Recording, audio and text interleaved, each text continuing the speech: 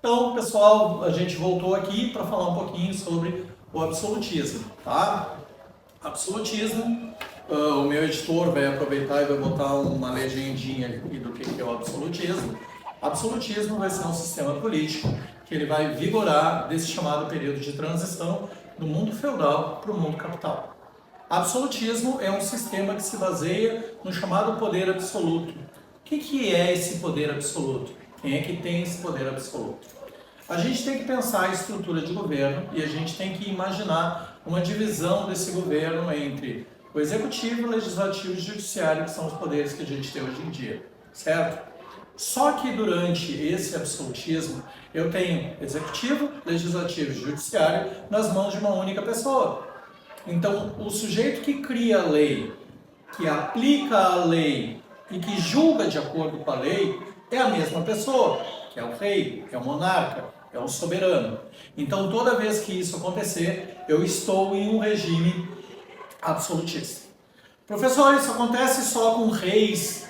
Não acontece com regimes ditatoriais também. Eu posso dizer que eu tenho verdadeiros ditadores que têm poderes absolutos. Vamos pegar e analisar um pouquinho a questão da história do Brasil, tá? Quem for estudar a história do Brasil vai ver que a gente teve regimes, como a própria questão do regime militar, que proibiu o povo de fazer a escolha dos seus presidentes. A gente tem atos institucionais que proíbem essa escolha. O ato institucional número 1, que diz que a eleição lá do Humberto Castelo Branco vai se dar pelo Congresso Nacional, e o ato institucional número 2, que diz que a partir daí todos os presidentes eleitos durante o período militar, eles vão se dar dentro do Congresso Nacional, esse processo eleitoral, e também a escolha do primeiro representante pós-regime militar, que vai ser o Tancredo Neves, mas que não chega a assumir, porque ele vem a óbito 1 mês e 14 dias depois da posse que o vice dele acaba assumindo interinamente, que vai ser o José Ribamar Sarney. Todo esse período militar, eu tenho militares que assumem o poder, são representantes do executivo, são presidentes, mas ao mesmo tempo eles implementam através de atos institucionais tribunais aonde eles colocam o judiciário a um segundo plano, eles se colocam acima desse judiciário. Eles inventam ou eles determinam que esses tribunais vão ser tribunais militares, ou seja, ele está atribuindo ao judiciário a representatividade executiva. Ele destitui o Congresso Nacional e ele assume o poder dessa condição de criação de leis. Então ele está destituindo o legislativo e dessa forma, então, o regime ditatorial, ou seja, esses legisladores, esses ditadores, acabam fazendo o quê? Assumindo todos os poderes em um só. Como é que eu vou chamar isso? Eu vou chamar de poder absoluto, certo? Porque eu tenho todos os poderes nas mãos de uma única pessoa. Só que o que a gente precisa entender que é esse poder absoluto? Ele é absoluto, mas ele não é supremo. Qual é o conceito de supremo? Em todos os lugares ao mesmo tempo. Esse é o conceito de supremo. O rei da Inglaterra tem poder absoluto na Inglaterra. Na França, ele não tem poder algum. O rei da França tem poder na França, mas dentro da Inglaterra não tem poder algum. Só que esses reis vão se estabelecer no poder por uma série de fatores. Eu vou ter pensadores que vão defender esse projeto, eu vou ter pensadores que vão defender essa ideologia que aqui vai estar consolidada através do pensamento de Thomas Hobbes, que é um desses pensadores. Hobbes, em sua obra Leviatã, ele vai propor que o homem ele tem um instinto natural para aquilo que a gente chama de maldade.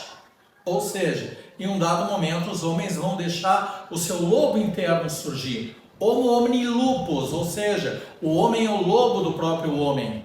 O que isso representa? Eu estou falando aqui nesse momento de que um homem tem que comandar essa sociedade comandada por lobos. Quem é esse homem? É o rei. Certo? Eu tenho outros autores.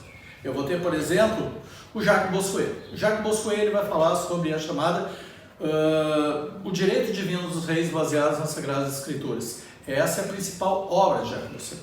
Então a gente tem dois pensadores que vão reproduzir. E um terceiro, que é o mais citado em todas as provas, que vai ser um sujeito chamado Nicolau Maquiavel. Muitas vezes se atribui algumas frases ao Maquiavel que não foram ditas ou que citam que deveria se encontrar num livro que não é bem isso, certo? Que é a própria questão do livro do Príncipe, que é a questão dos fins que justificam os meios. O que o Maquiavel cita nessa obra do Príncipe? É um tratado no qual se explica ou se ensina como os nobres devem lidar com a sociedade. Na mente do Maquiavel, um rei ele não precisa se preocupar com a consequência. Vamos pegar um exemplo aqui, uma analogia para a gente pensar. O Maquiavel propõe que a gente faça o seguinte pensamento, tá? Vou usar um exemplo meu aqui para vocês entenderem a cabeça do Maquiavel. Um rei tem uma população de 1000 pessoas que ele comanda e ele tem uma produção de 500 quilos de alimento, certo? O rei precisa alimentar essa população. De que forma que ele vai alimentar? Ele tem que repassar esse alimento para a população para que eles sobrevivam, certo? Tá, mas seria muito simples, eu iria fazer uma divisão, certo? Só que aqui eu vou colocar um agravante. Há uma necessidade de que as pessoas se alimentem com 1 quilo de alimento diariamente. Se não conseguirem ingerirem esse 1 quilo de alimento, eles morrem. Vamos estabelecer essa condição. Então a regra é, eu tenho 1000 pessoas, 500 quilos de alimento e eu tenho a necessidade de fazer a distribuição de forma que cada um receba 1 quilo. Naturalmente, na cabeça das pessoas, a gente fez a seguinte conta. Eu dou meio quilo para cada pessoa. Se eu tenho 500 gramas, meio quilo para cada um, 1000 pessoas, 500 gramas, certo? Então a gente tem esses 3 principais pensadores, que é o Maquiavel, o Bossuet e o Thomas Hobbes, que vão defender essa constituição do que a gente vai chamar de absolutismo. Um sistema político baseado principalmente numa estrutura de poder nas mãos de um único monarca. Esse monarca é um rei, certo? Então a gente encerra aqui e vai continuar falando mais um pouquinho de absolutismo, vai falar sobre absolutismo inglês, vai falar sobre absolutismo francês num próximo vídeo. Por enquanto eu queria pedir para vocês se inscreverem no canal, curtir e continuar assistindo os vídeos. A gente tem material de física, material de matemática, material de língua portuguesa, material de outras disciplinas aqui que o pessoal gravou. Continua assistindo o vídeo para te preparar legal, tanto para o processo seletivo do PAV, aqueles que forem fazer o processo seletivo, quanto material para o Enem, aqueles que forem fazer Enem ou qualquer outro processo seletivo. Tá? Inclusive, o pessoal que vai fazer IFSUL, já saíram os editais, preste atenção nas atas. Obrigado, beijo no coração de todos.